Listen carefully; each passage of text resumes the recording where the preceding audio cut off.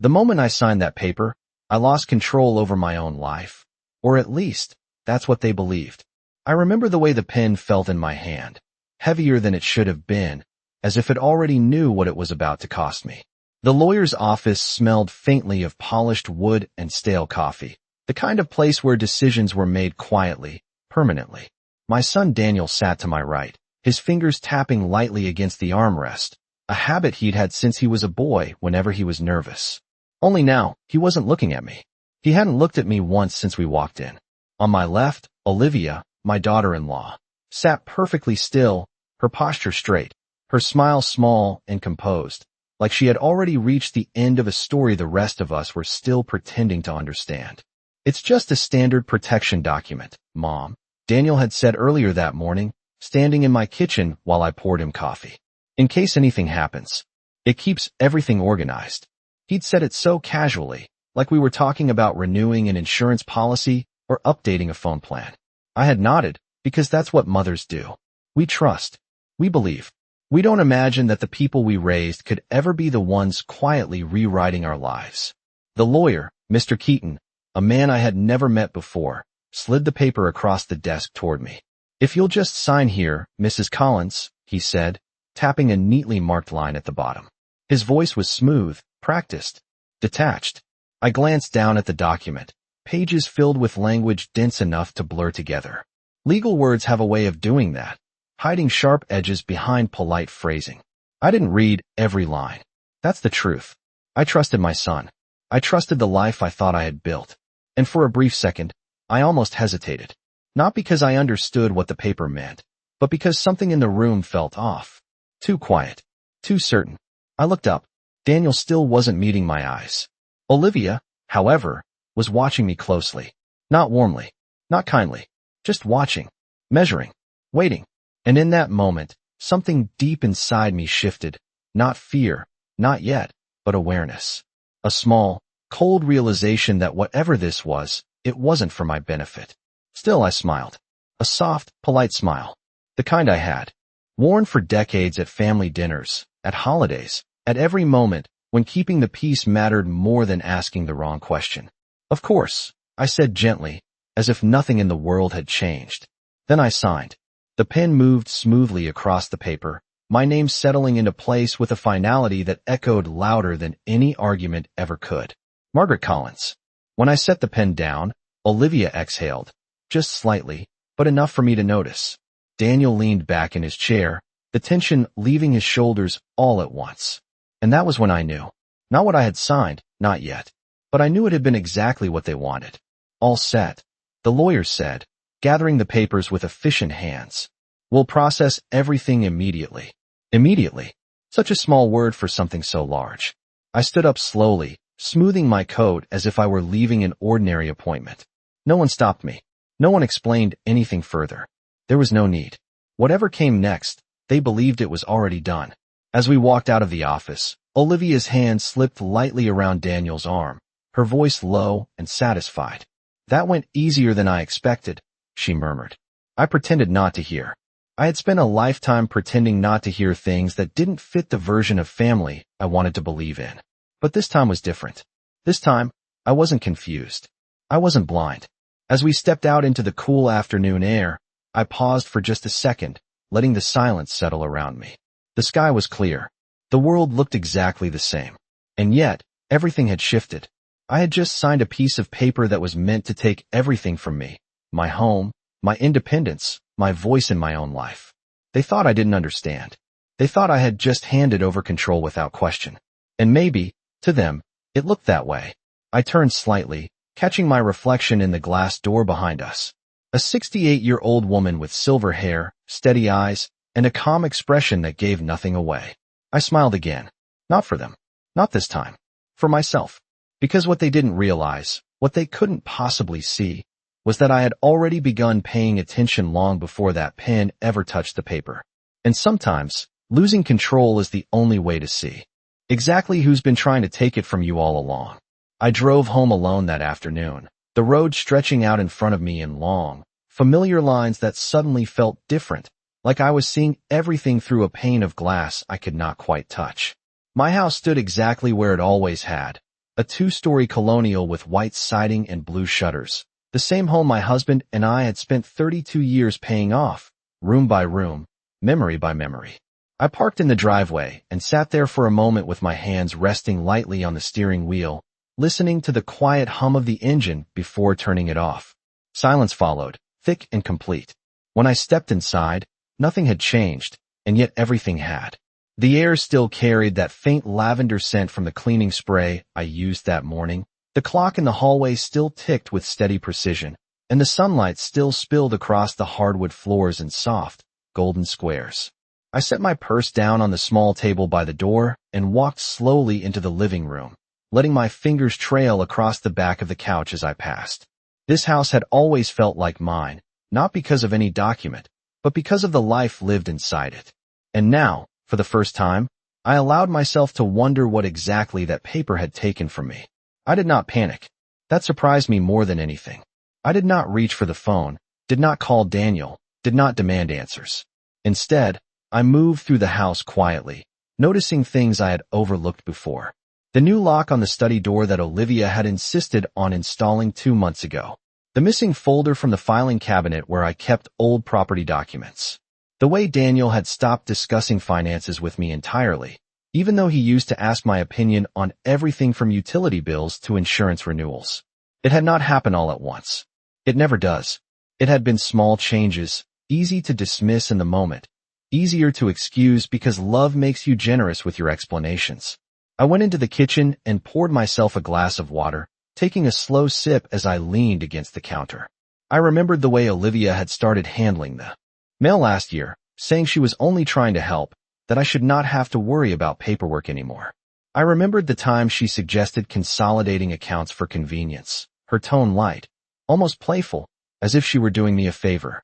I remembered Daniel agreeing with her, gently, consistently, until my role in my own life had been reduced to something quieter, something more passive. And I had allowed it, because it felt easier to trust than to question. I set the glass down and walked to the hallway closet, pulling out an old box of documents I had not touched in years. Inside were copies of the original mortgage, tax records, and the deed that had both my name and my husband's printed clearly across the top. I ran my fingers over the paper, grounding myself in something real, something that had not yet been rewritten by someone else's intentions. That was when the memory surfaced, sharp and unmistakable. 3 weeks ago, I had received a letter addressed directly to me from a law office I did not recognize. Before I could open it, Olivia had taken it from the stack, smiling as she said it was probably junk mail or a duplicate notice. I had not questioned her. Now, standing there in the quiet of my own home, that moment no longer felt small. It felt deliberate. Everything did. I closed the box carefully and returned it to the shelf, my movements steady, precise. Whatever I had signed that day, it was not sudden. It was the final step in something that had been unfolding for months, maybe longer. They had not forced me. They had guided me, redirected me, smoothed every path until there was only one direction left to walk.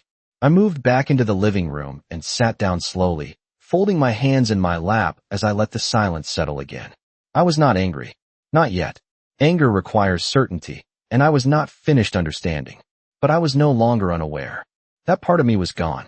In its place was something quieter, sharper, more patient. I looked around the room one more time, taking in every detail as if I were memorizing it, not because I was afraid of losing it, but because I needed to remember exactly what had been taken and how it had been done. Then, I reached for my phone, not to call my son, not to confront anyone, but to find a number I had not used in years, someone who understood the kind of language hidden inside documents like the one I had signed. Because if they believed that one signature had ended my control, they had made a very simple mistake. They had assumed I would stay exactly the same woman I had always been. And they were wrong. I found his number exactly where I remembered it, written in careful ink on the back of an old business card tucked between documents I had not touched in years. Thomas Harris. He had been my husband's attorney long before Daniel ever learned how to balance a checkbook, long before Olivia ever stepped into our lives with her polite smile and careful questions. My thumb hovered over the phone for just a moment before I pressed call, not out of hesitation, but out of recognition that once I started this, there would be no returning to the quiet version of things I had lived in before. The line rang twice before a steady, familiar voice answered. Harris speaking. I did not rush my words. Thomas, this is Margaret Collins. There was a brief pause, then a shift in his tone, something warmer, something alert. Margaret, it has been a long time. Yes, I said calmly. But I believe it should not have been. Silence settled for a second, the kind that carries more understanding than conversation ever could. What happened, he asked. I did not explain everything. Not yet. I kept it simple, because simple truths are often the sharpest. I signed a document this morning. I need you to tell me what I gave away. There was no judgment in his voice, no surprise, just quiet professionalism. Do you have a copy? No, I said. But I can get one. Another pause, shorter this time. Then get it. And Margaret, do not sign anything else. Do not agree to anything further. Whatever this is, we will look at it carefully. I thanked him and ended the call, setting the phone down with the same measured control I had used all afternoon. The next step was obvious, but it required something I had not yet done. I needed to see how far they believed they had already won. That evening, Daniel and Olivia arrived just before 6, as if nothing at all had changed. Olivia walked in first, carrying a container of takeout she had picked up on the way, her tone light and almost cheerful. We thought we would make things easier tonight, she said, setting the food on the kitchen counter like a hostess in a home that was not hers. Daniel followed behind her, offering me a quick, distracted smile. Long day, he said, loosening his tie as if that explained everything. I nodded, matching their normalcy with my own. Of course.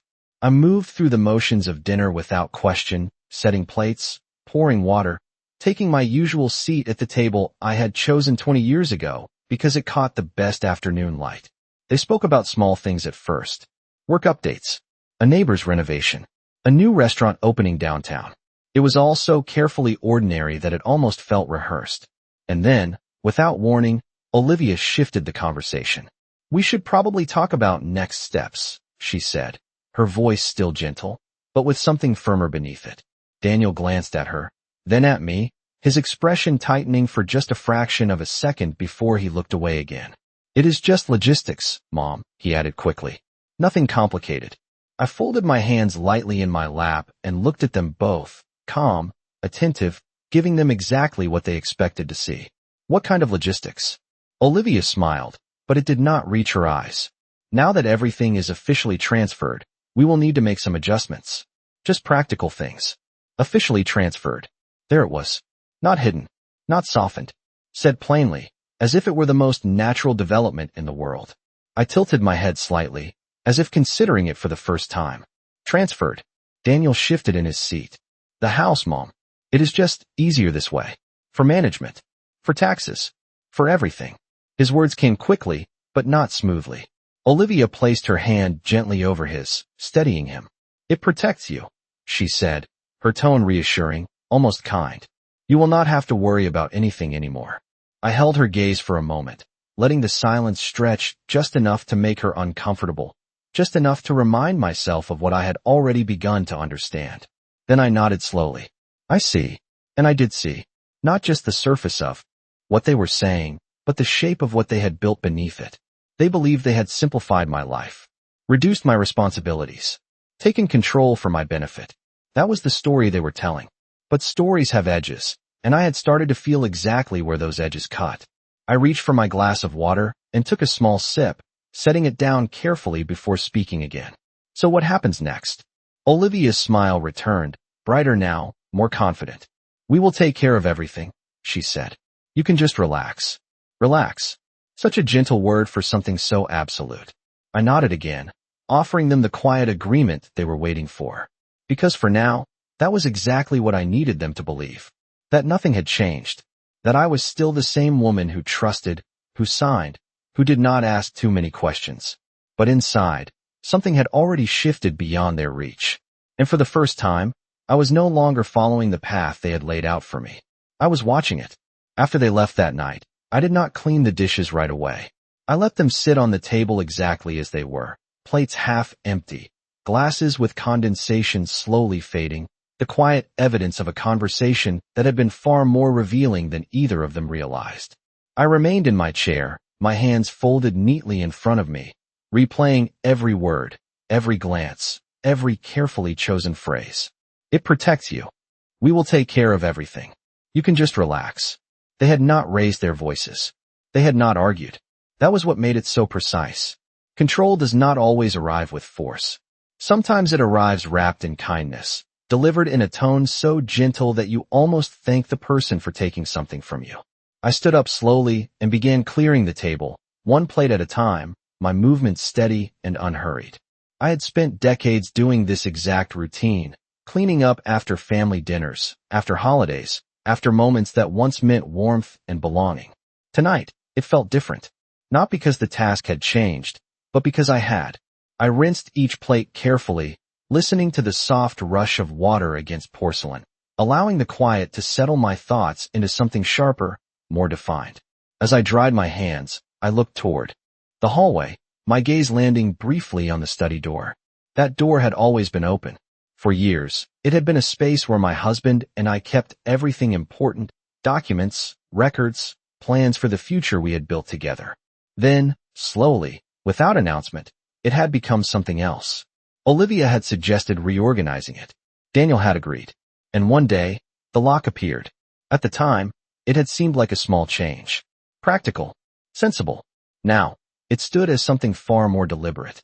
I walked toward it, stopping just a few steps away, not touching the handle, not testing the lock. I did not need to. I already understood what it represented. Not just a physical boundary, but a shift in ownership, in authority, in who was allowed to know what. I turned away and went upstairs, moving through the familiar hallway lined with photographs that told the story of a life I had once believed was shared. There was Daniel as a child, his hand wrapped tightly around mine on his first day of school. There was my husband, smiling in the backyard, sunlight catching the edge of his hair as he worked on the garden we had planted together. There were holidays, birthdays, quiet moments that had felt permanent at the time. I paused in front of one photo longer than the others. It was taken 10 years ago, the day Daniel introduced Olivia to the family. She stood beside him, her smile bright, her posture confident, her eyes already observing more than she revealed. I remembered thinking how composed she was, how certain. At the time, I had admired it. Now, I recognized it for what it had always been. Awareness. Intention. I stepped into my bedroom and closed the door softly behind me, sitting down at the edge of the bed as I allowed the final pieces to settle into place. This had not begun with a single document. It had not even begun this year. It had been built slowly, carefully, decision by decision, conversation by conversation, until the foundation beneath me had shifted without ever making a sound. I reached for my phone again, scrolling through recent calls, my expression unchanged, my breathing even. There was no panic in me, no rush to confront or accuse. That would have been too easy, too expected. Instead, I was doing something far more important. I was learning, understanding, letting them believe that their version of events had already taken hold. Because the truth was, they needed me to remain exactly as I had been. Trusting, quiet, unquestioning. That was the role they had prepared for me, the one they believed I would continue to play without resistance. I leaned back slightly, my hands resting calmly at my sides as I stared up at the ceiling, following the faint lines in the paint the same way I had done on restless nights years ago. But this was not restlessness. This was clarity. And clarity changes everything. Tomorrow, I would begin asking the right questions. Not to them, not yet, but to someone who understood the language they had used against me.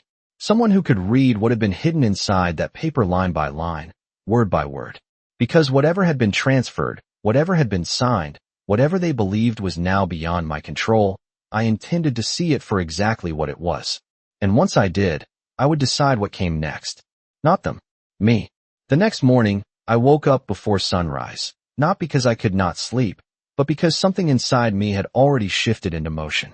The house was still, wrapped in that early quiet that used to feel comforting. Now it felt like space. Space to think. Space to see clearly.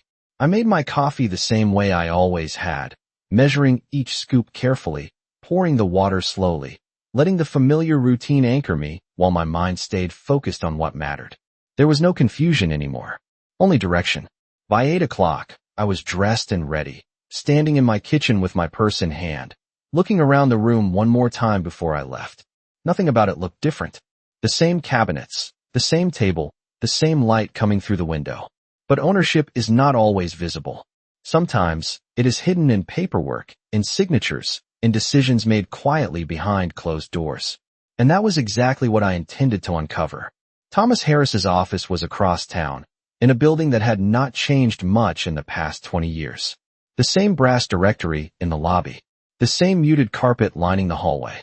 When I stepped inside, the receptionist greeted me with a polite smile, and within minutes, I was seated across from him.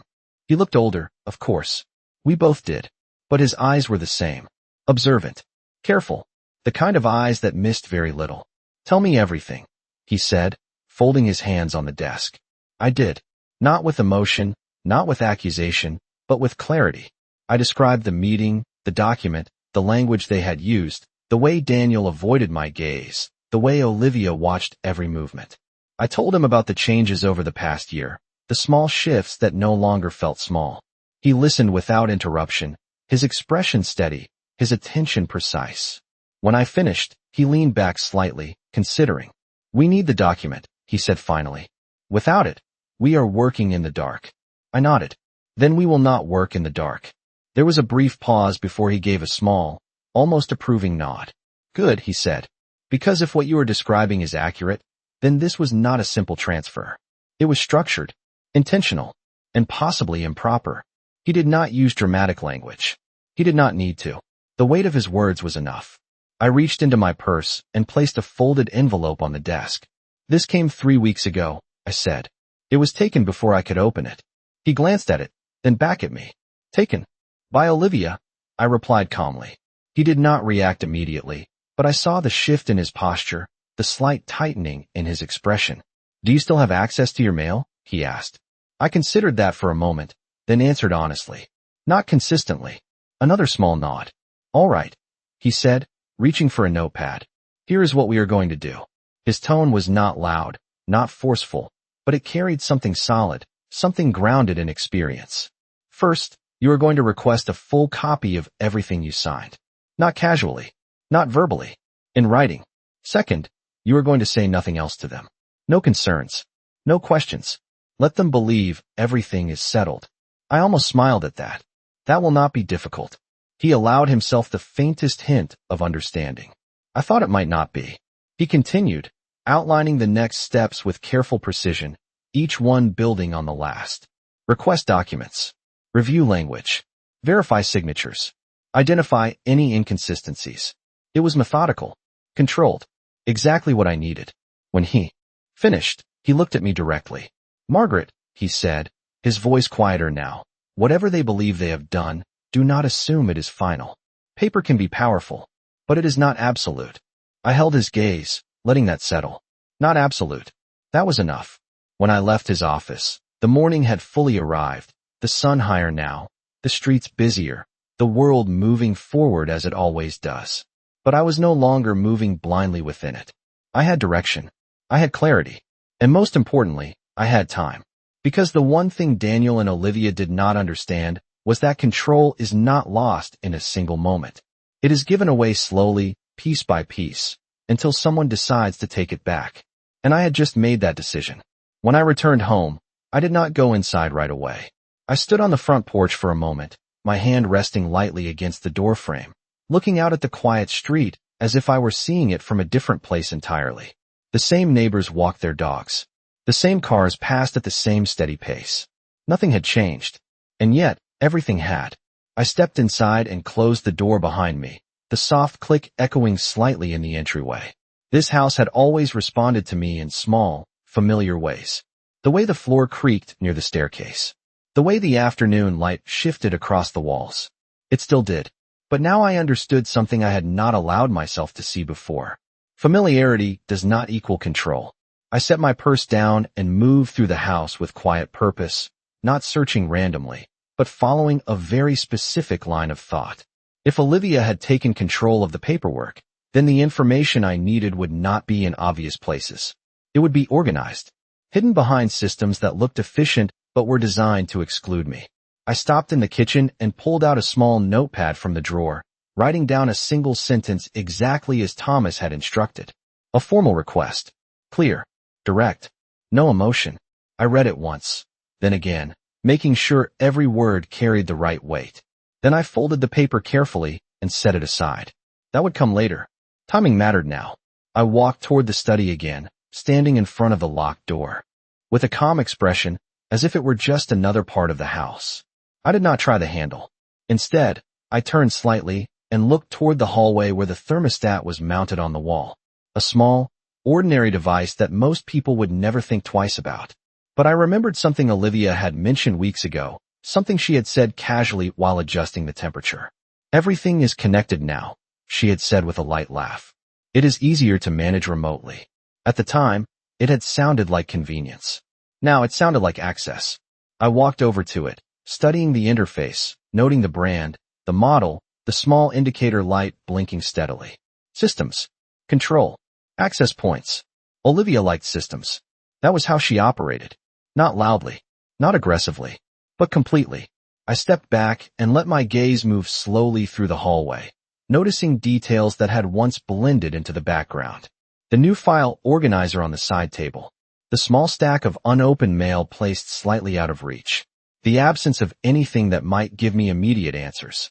It was clean, intentional, and that told me something important. They believed I would not look closely. They believed I would accept what I was told and stop there. I moved into the living room and sat down, picking up my phone as I reviewed the next step in my mind. I would not ask for the documents in person. Not yet. I would not give them the opportunity to control the conversation or redirect it into something smaller, something easier for them to manage.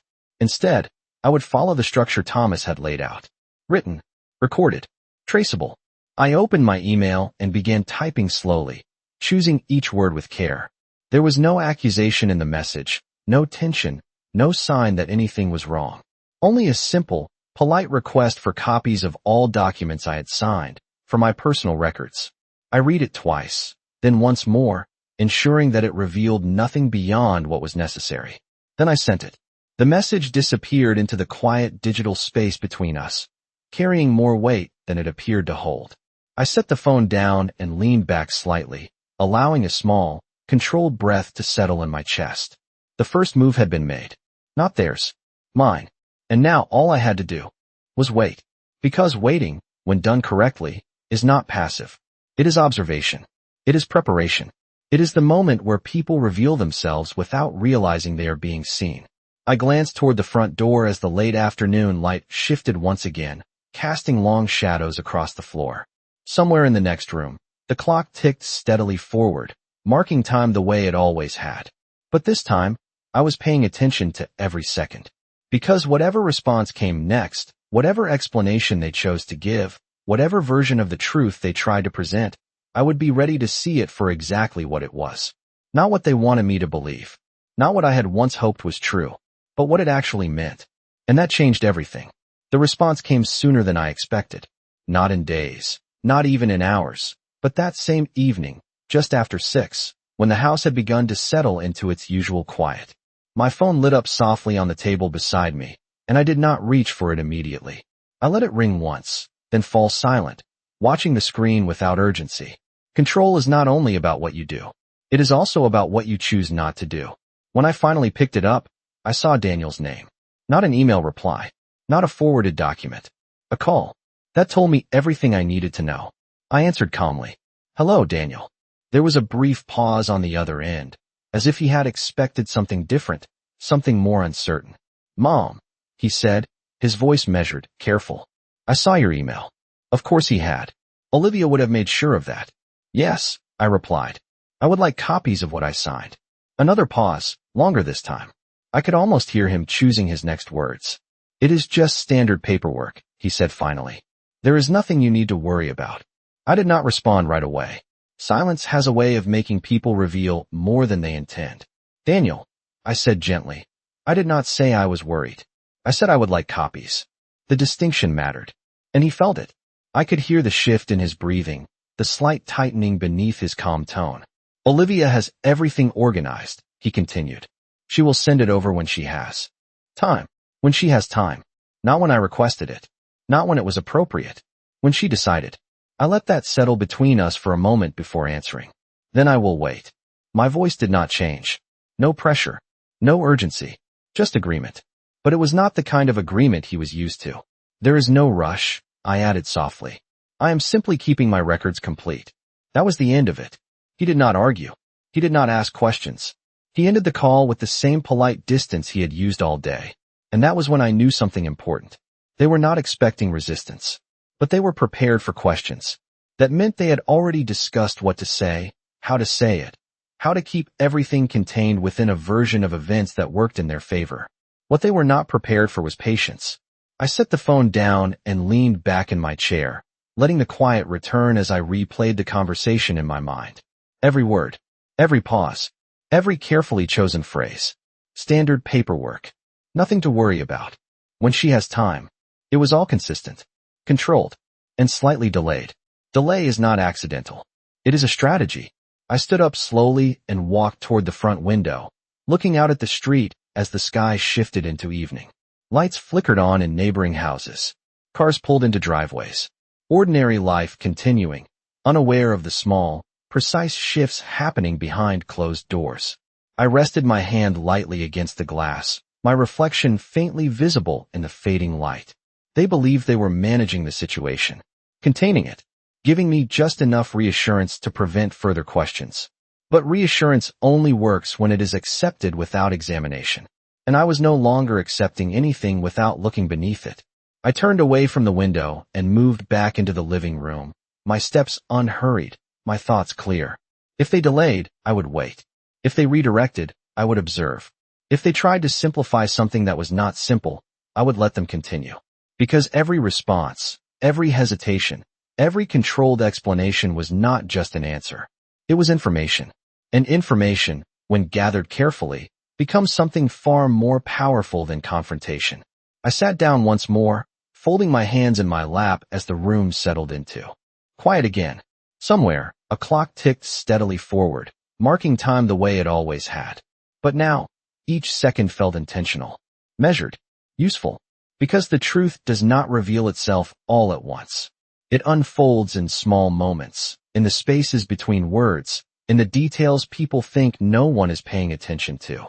And I was paying attention now, completely. They thought they were guiding the situation. They thought they were one step ahead. But what they did not understand was that I had stopped reacting. And when you stop reacting, you start seeing. And once you see clearly, the next step is no longer theirs to control. It is yours. The documents arrived the next afternoon, not through Daniel, and not with any explanation, but as a short, forwarded email from Olivia with a single line above the attachments. For your records. Nothing more. No greeting. No reassurance. No attempt to soften what she was sending. That, more than anything, told me she believed this was already finished. I did not open the files right away. Instead, I sat at the dining table, my hands resting lightly on the surface, looking at the screen as if it were simply another object in the room. Timing mattered. Not because I was afraid of what I would find, but because I understood the weight of it. Once I read those documents, there would be no uncertainty left, no room for interpretation. Only facts. And facts change everything. I opened the first file slowly, my eyes moving across the page with careful attention, not rushing, not skipping, not assuming. Legal language has a rhythm to it, a structure designed to appear straightforward while carrying layers of meaning beneath each phrase. I had spent enough years beside my husband, listening to his conversations, watching him review contracts, to recognize that rhythm. And this document followed it perfectly.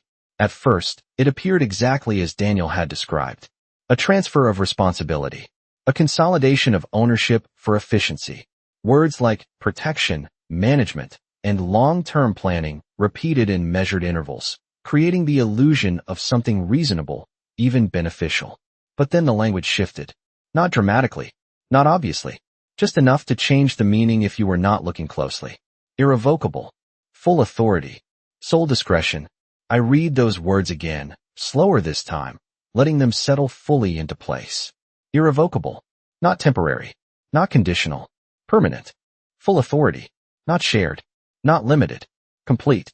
Sole discretion. Not collaborative. Not advisory. Absolute. I moved to the next page, my expression unchanged, my breathing steady, as the structure became clearer. This was not a document designed to assist me. It was a document designed to replace me. My name appeared exactly where it needed to, positioned carefully to validate the transfer, to make it appear voluntary, informed, accepted. But the authority described beneath it no longer belonged to me. It belonged to them. I reached the final page and paused, my eyes resting on my signature, the same smooth line I had written without hesitation just a day before. Margaret Collins. It looked no different than it always had. And yet, attached to this document, it carried a meaning I had not been given the chance to understand at the time. I closed the file and opened the next one, continuing the process with the same level of attention, the same controlled pace. Each document reinforced the same structure. Transfer of property. Transfer of decision-making authority. Limitations placed quietly but firmly around my ability to reverse any of it without consent. It was complete, thorough, carefully constructed, and most importantly, it was intentional. When I finished, I did not react immediately. I did not speak. I did not move. I simply sat there, allowing the full picture to settle into place without interruption. Because reaction, in moments like this, is not useful. Understanding is. After a long moment, I reached for my phone and dialed Thomas Harris. He answered on the second ring. "You have them," he said, not as a question, but as a statement. "Yes," I replied calmly. "I have read everything." There was a brief pause, then his voice, steady and direct. "And?" I looked down at the documents once more, my fingers resting lightly on the edge of the table. "It is exactly what you expected," I said. "And more." Silence followed, not empty, but full of recognition. "All right," he said finally. "Then we proceed." I closed my eyes for just a second, not in frustration, not in fear, but in clarity. Because now there was no uncertainty left. No assumption. No question about what they had done or how carefully they had done it. They had not made a mistake. They had executed a plan. And they believed it was complete. I opened my eyes again, my expression steady, my thoughts precise. "Yes," I said quietly. "Now we proceed."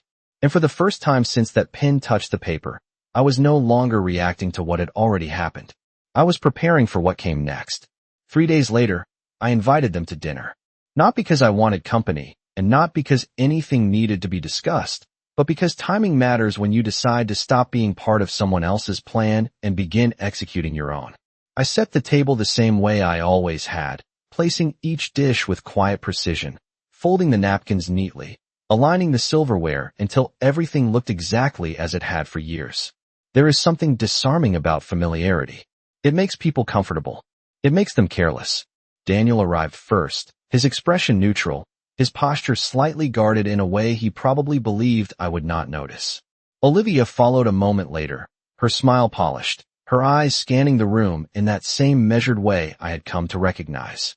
"Everything smells wonderful," she said lightly, setting her purse down as if she belonged exactly where she stood. I returned her smile with equal calm. "I thought we could have a proper dinner," I said. "It has been a while." We sat down, and for a few minutes, everything unfolded exactly as it always had.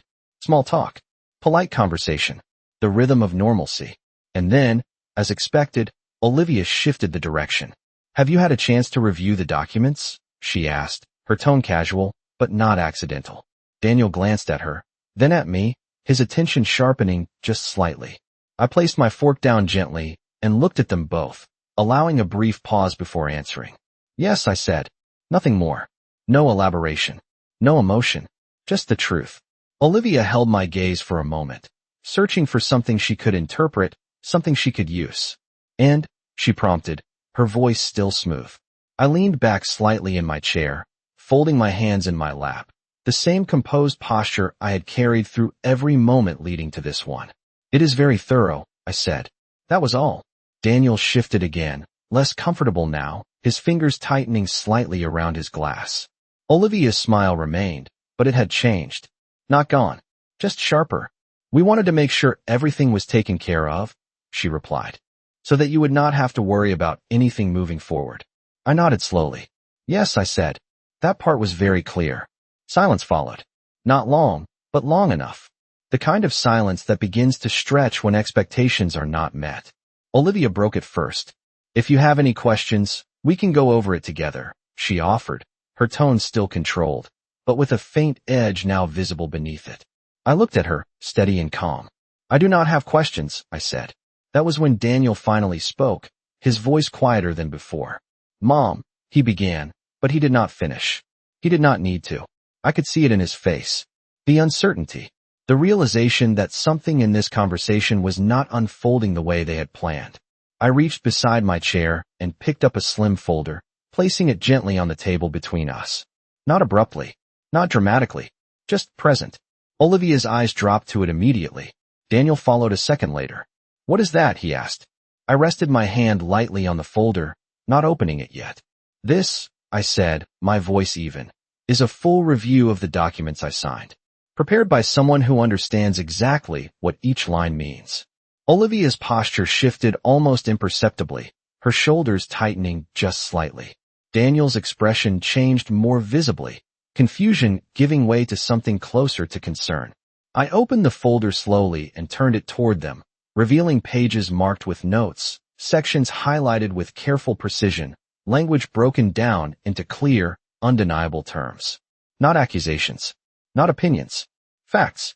It explains, I continued calmly, what was transferred, what was restricted, and what was done without proper disclosure. I let that settle, watching as their eyes moved across the pages, their silence now carrying a very different weight than before. Olivia spoke first, but her voice was no longer as smooth as it had been. I do not think that is necessary, she said. I met her gaze without hesitation. It already was, I replied. Daniel looked between us, his composure beginning to crack under the pressure of something he could no longer avoid. Mom, we were just trying to help, he said. I held his gaze, not with anger, not with disappointment, but with clarity. No, I said quietly. You were trying to take control. The words were not loud. They did not need to be. They settled into the space between us with a finality that could not be softened or redirected. No one spoke for a moment. Not because there was nothing to say, but because there was nothing left to hide. I closed the folder gently and placed my hand over it once more. I have already begun the process to reverse what can be reversed, I said, and to challenge what cannot. Olivia's expression hardened now, the mask slipping just enough to reveal the calculation beneath it. Daniel looked down, his silence heavier than anything he could have said. I stood up slowly, smoothing my hands against the edge of the table as I did. You thought I signed something that ended my control, I said, my voice calm, steady, completely certain.